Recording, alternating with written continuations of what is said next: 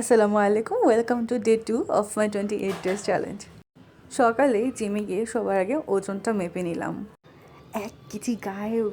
একটু মেনটেনেন্সে যদি একদিনে 1 কেজি গায়েব হতে পারে তাহলে তার কথাই নাই। আর 1 কেজি কমার খুশিতে তো খাওয়া দাওয়া চলতেছে। আসলে আমি দুপুরবেলা কিছু খাওয়া হয় নাই। বিকেলে অফিসের নাস্তায় পিঠা আনাইছিল, লোভ সামলাতে না পেরে খেয়ে ফেলেছে। সমস্যা হবে না, বাসায় যে অ্যাডজাস্ট করে ফেলবো। আর সন্ধ্যায় বাসায় এসে আম্মুকে বলেছিলাম একটু ছোলা কম তেলে ভেজে রাখতে, সরিষার তেলে, বাট আমার আম্মু একদম মনের মাধুরী মিশিয়ে ভাজছে। সমস্যা নেই, নেক্সট টাইম থেকে আমি করব।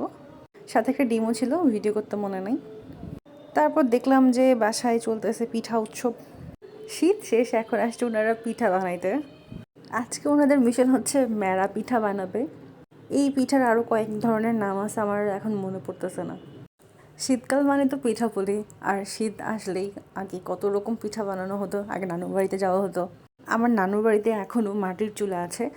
সেখানে আমার স্টিল নাও মনে আছে যে নানু একদম আপনার ধোয়া ওঠা ভাপা পিঠা দিত খাওয়ার জন্য।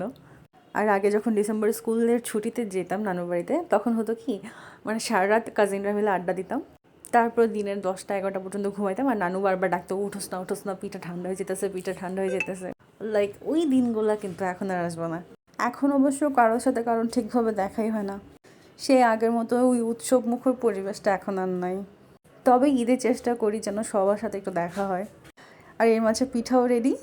এখানে গুড় দিয়ে ভেরিয়েশনও ক্রিয়েট করা হয়েছে, বাট আমার সাদাটাই বেশি ভালো লাগে। ভাবছিলাম তো খাবো না, কিন্তু রাতের বেলা এমন খিদা লাগছে। পরে 3টা পিঠা মাছ বরাবর কেটে একটু তাওয়ায় ছেঁকে নিছি।